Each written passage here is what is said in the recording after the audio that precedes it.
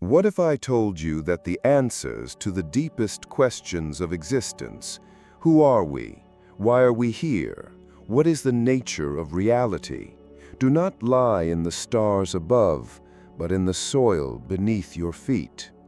What if the vibrant green life that blankets our world is not merely a backdrop for human drama, but a silent, conscious witness, holding a key to unlock the very architecture of our own minds?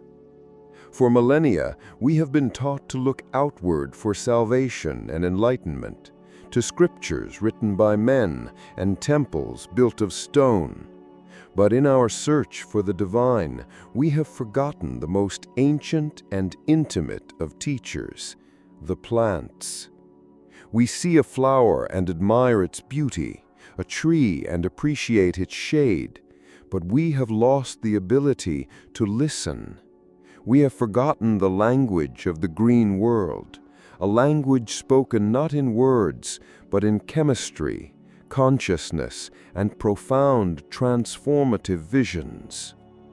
This is not a journey into recreation or escapism. It is a pilgrimage back to a sacred communion, a forgotten pact between the human soul and the soul of the world. These plants, often dismissed or feared by the modern mind, were known to our ancestors as plantas maestras, master teachers. They are not substances to be consumed, but entities to be consulted, powerful allies that can peel back the veil of ordinary perception and reveal the shimmering, interconnected web of life itself. In this journey together, we will unearth the lost history of these vegetal shamans.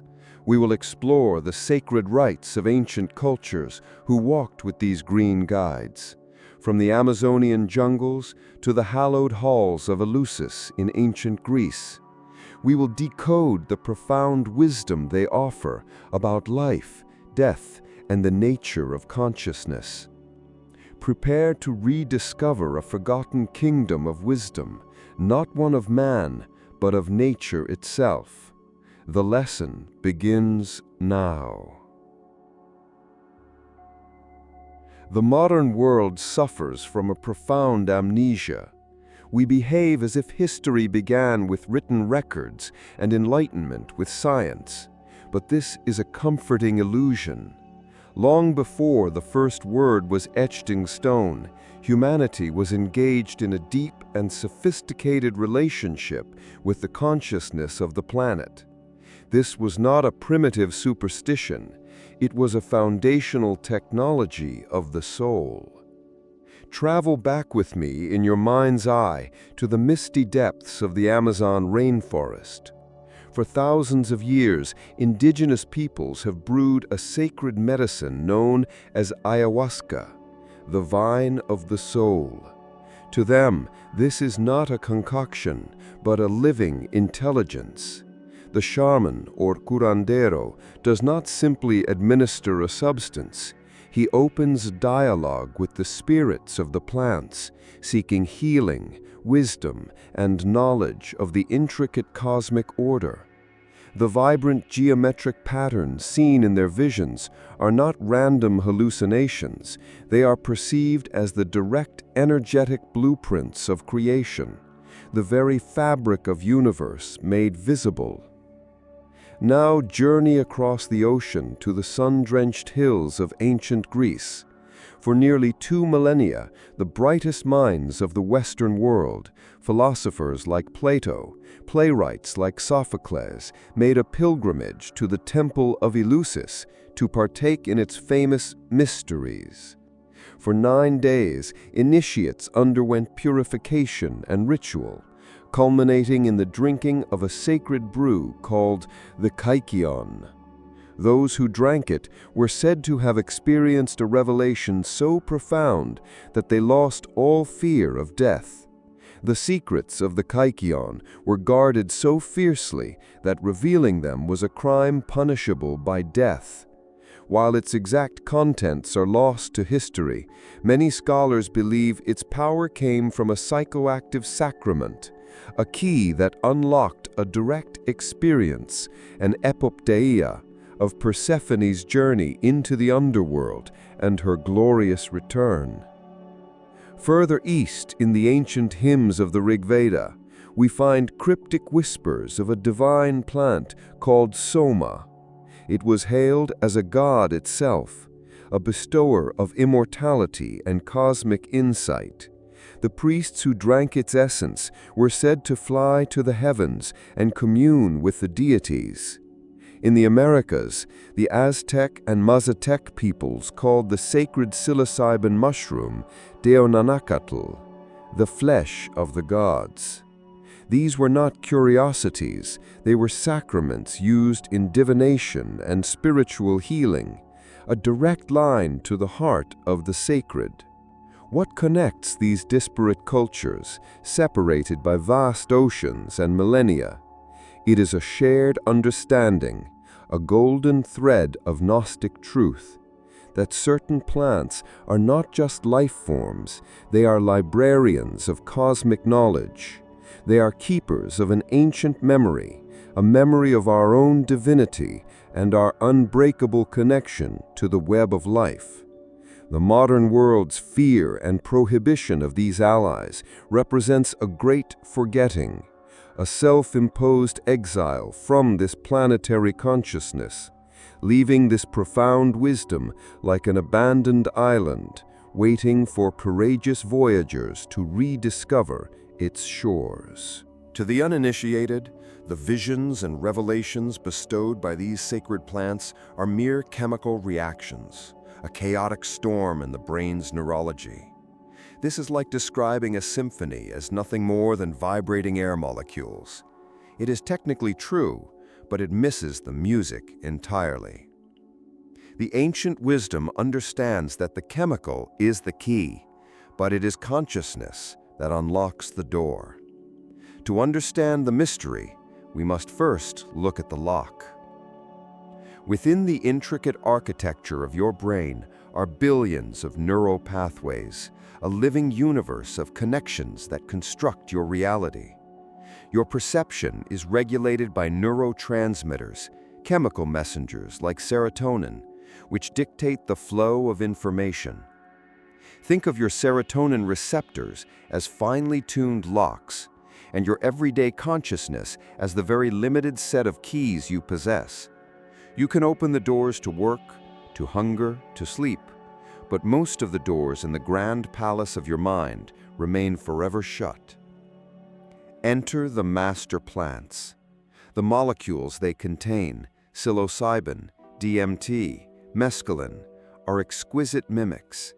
They are what biochemists call analogs of our own neurotransmitters. Imagine a key, forged not in the body's furnace, but in the green heart of a plant. A key so similar to your own that it fits the lock perfectly, yet it is subtly different. It is a skeleton key, designed to open doors that your native chemistry cannot.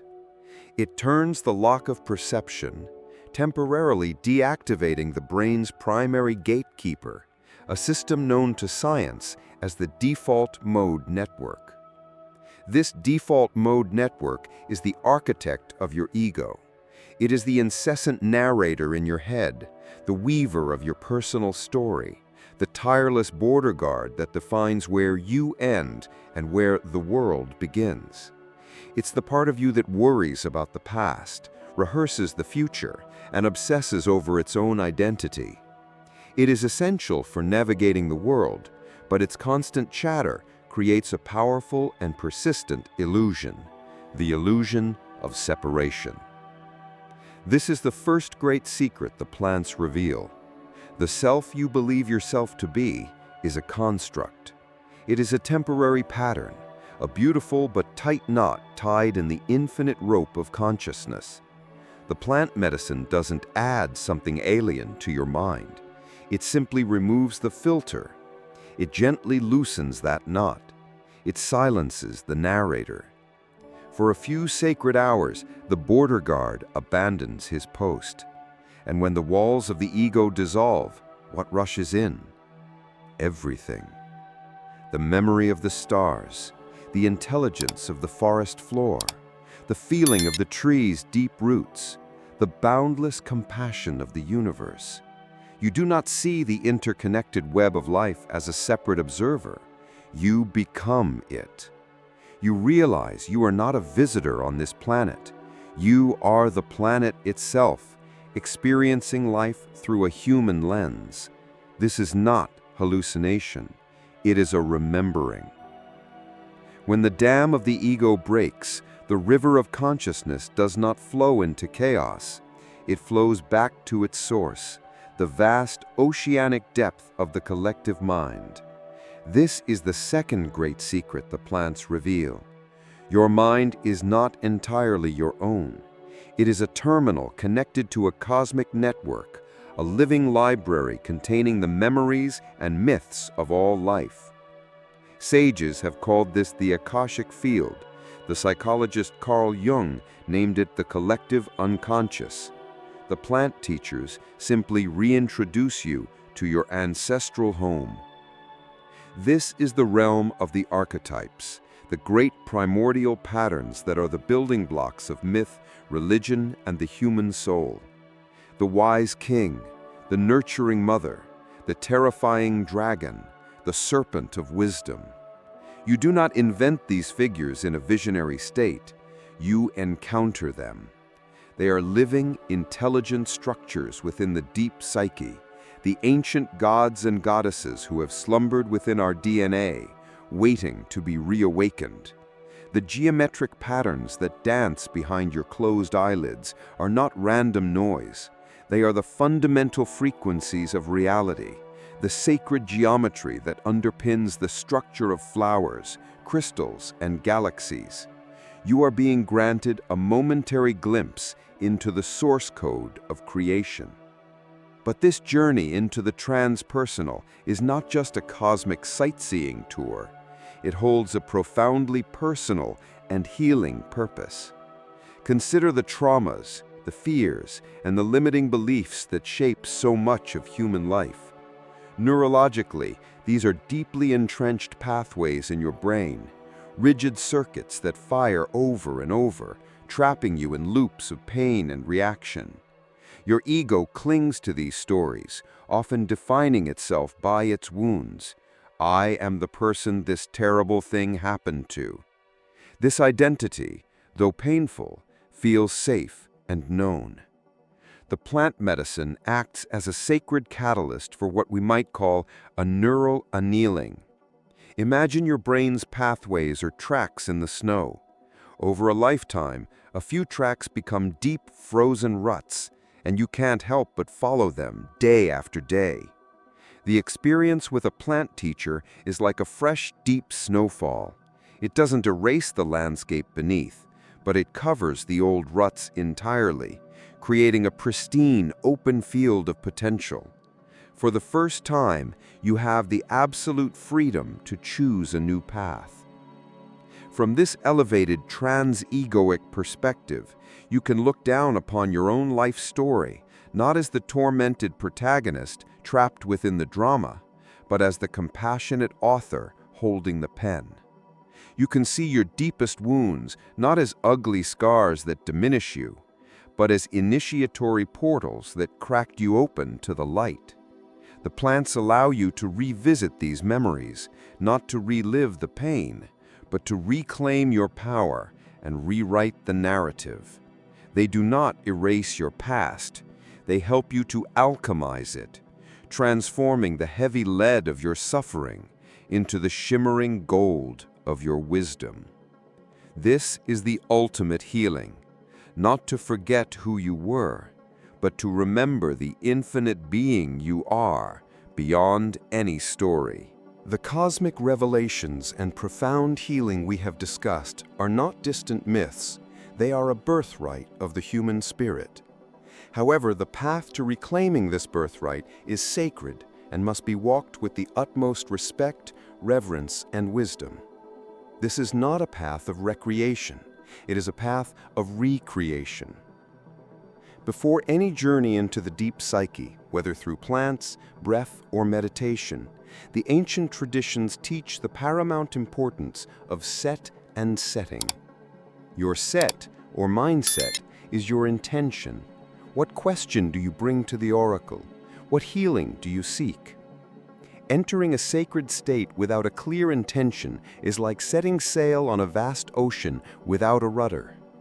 Your setting is the environment, a safe, calm, and supportive space, either in nature or a consecrated room, often with a trusted guide or sitter. This principle is universal.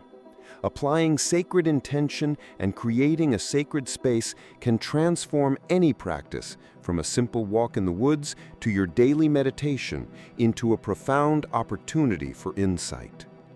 The visionary experience itself, however powerful, is only the beginning. It is the key turning in the lock.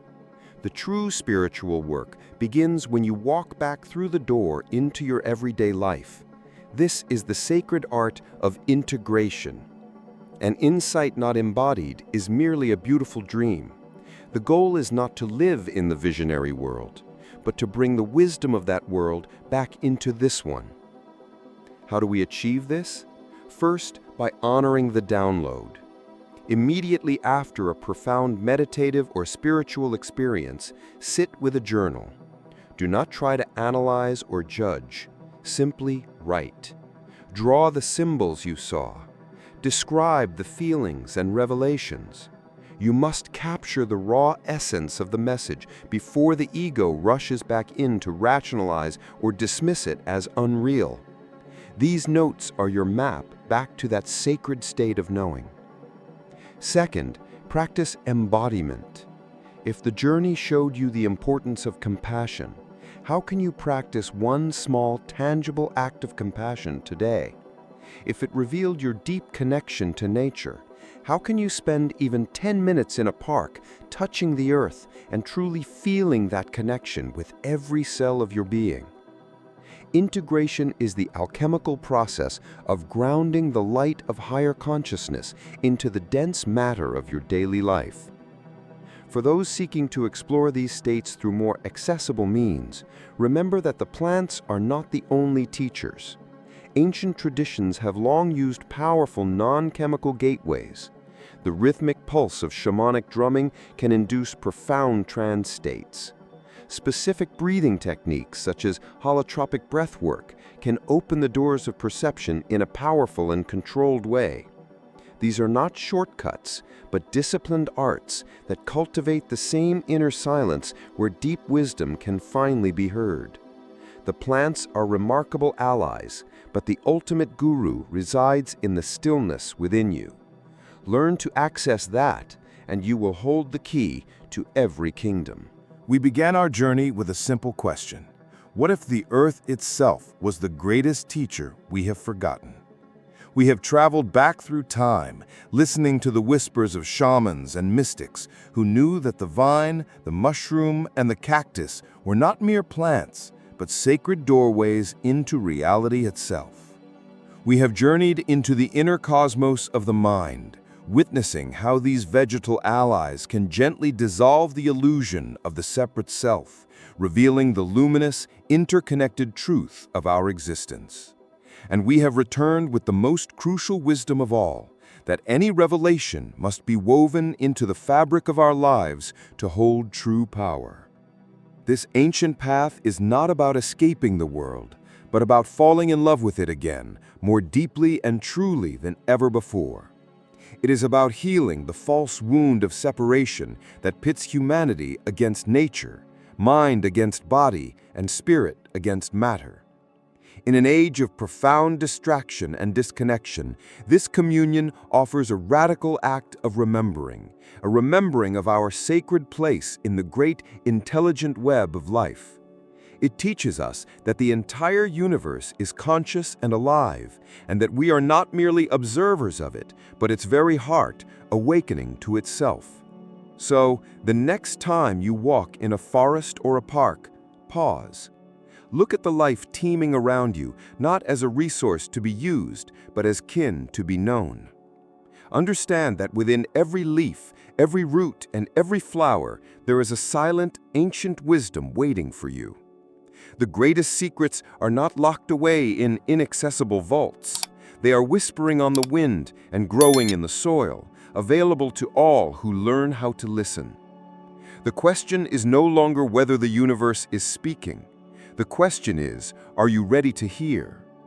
If you seek to continue this journey and unravel more of the truths hidden in plain sight, subscribe to the Serpent Scroll.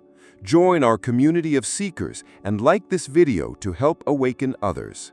The scroll is infinite. Our reading has just begun.